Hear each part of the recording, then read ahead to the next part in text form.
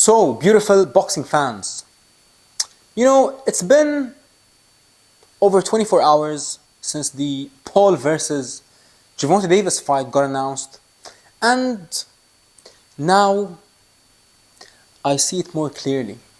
There is more clarity in the situation when I can actually view this fight in my mind. Well, when it got announced, I immediately made the videos yesterday and I said this. I said, listen, the size difference will be absolutely ridiculous. Absolutely ridiculous. But now, as the fight simmered for a bit, I came to my senses. And I still feel the same way, ladies and gentlemen.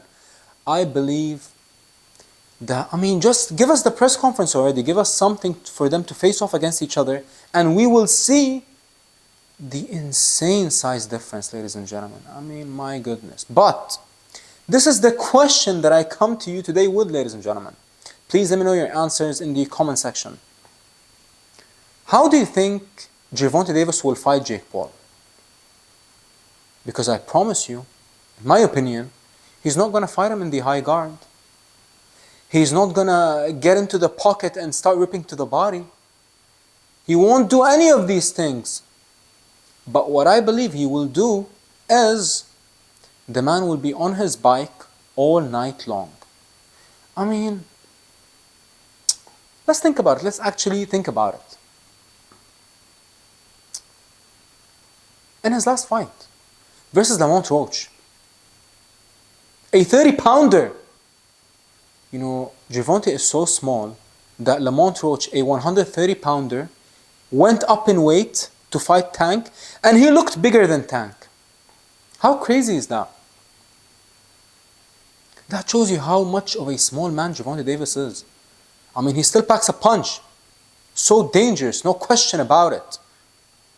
But if you're fighting Mario Barrios and Ryan Garcia, one is 5'10", one is 5'11", you're fighting them in rehydration clauses because you are worried of their size and power, then how are you going to feel when you talk about Jake Paul, who's 6'1" or 6'2",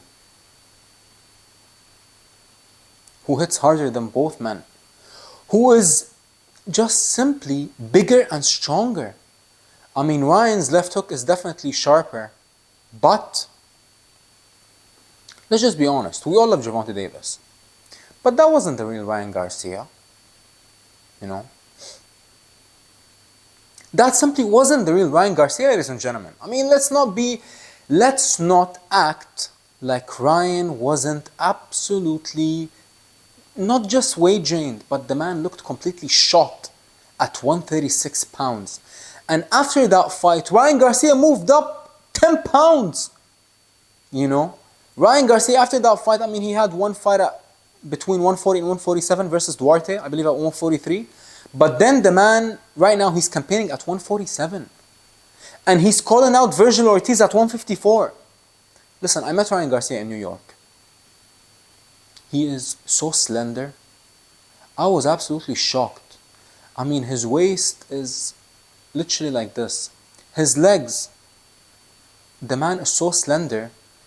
And the man was fighting at 147 when I met him. Never mind when he fought Tank at 136. So, even Mario Barrios. If you actually think about it, Mario Barrios, I have never really seen... Mario Barrios got one of the best chins in the sport. And the only time where he got stopped was the only time where he was weight drained and fought with a rehydration clause versus Tank Davis. I can't lie, ladies and gentlemen. I cannot lie. I know most of us, yes, all of us like Gervonta Davis, but this is why you tune in here. Because you want to hear the truth. You want to hear transparency and honesty. And the truth is this, ladies and gentlemen. Gervonta Davis was so worried when he fought. And he even told us. Remember when he said that when he was in the locker room versus Ryan Garcia, he was terrified? He was like, I watched the highlight of his knockouts. And I was worried, I was scared in the locker room before the fight. And not just that. Let's not act like Jake Paul is not an absolute wrecking machine when you talk about his overhand right and his, sneaky left hook and his violent uppercut. Listen, say what you want and label Jake Paul whatever you want. You can label the man whatever you want, like I said. But one thing you can't say about Jake Paul is that he's small. One thing that you cannot say about Jake Paul is that he can't punch. One thing that you cannot say about Jake Paul is that the man isn't touched in the mind. The man is a little bit crazy. And that is what makes him so exciting. That is what makes him who he is today. The disruptor of the sport of boxing.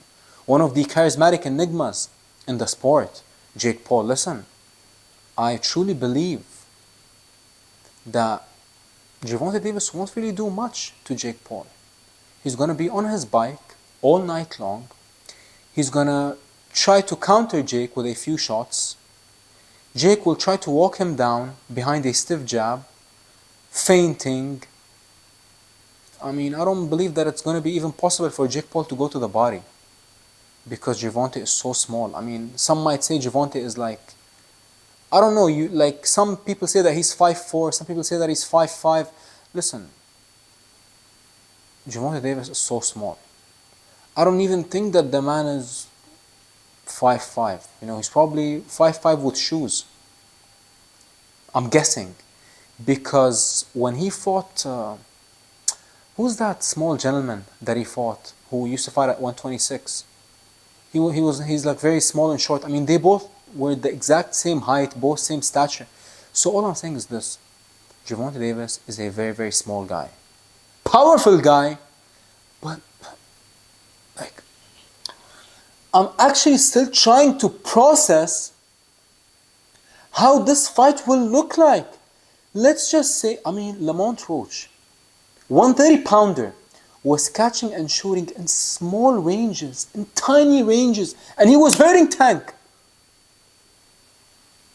Then what's going to happen when Jake Paul, who fought Mike Tyson at heavyweight, who was between 230 to 240, I believe,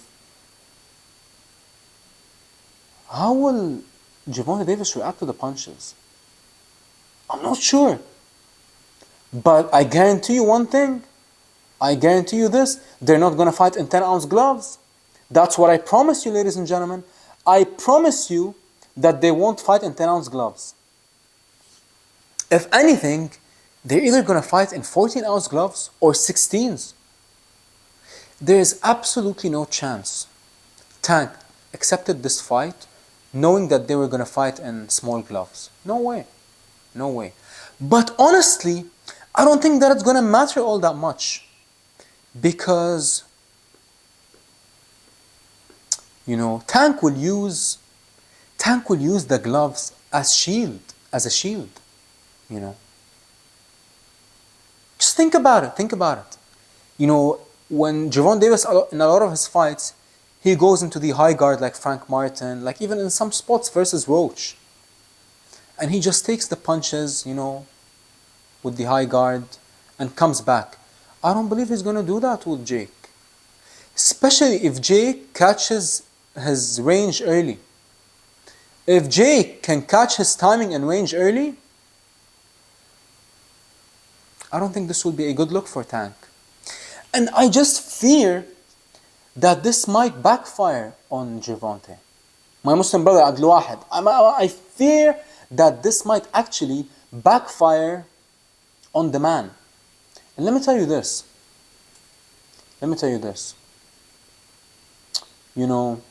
If you actually think about it, why didn't Tank want to fight Devin? Because he said Devin is too big. Devin is 5'9", 147 now. Jake is way bigger than him. So Gervonta, he's been telling us for years that he doesn't want to fight who we want him to fight because they're way bigger than him. But in this fight, because it's an exhibition, his record won't be on the line. and it's going to be with big gloves, he doesn't care. And the money, of course. But I don't think that Gervonta would have accepted this fight if it was a pro-sanctioned bout. I mean, this fight cannot even be sanctioned as a pro bout. That is how ridiculous the size difference is. And let's not act like Jake Paul didn't have the 2022 knockout of the year versus Tyron Woodley. Jake Paul is punching, I'm telling you. And I think this is what's going to happen. When this fight is done, people will say that Gervonta Davis ran the entire fight from Jake Paul. This is how I see it, as of now. But tell me how you see it.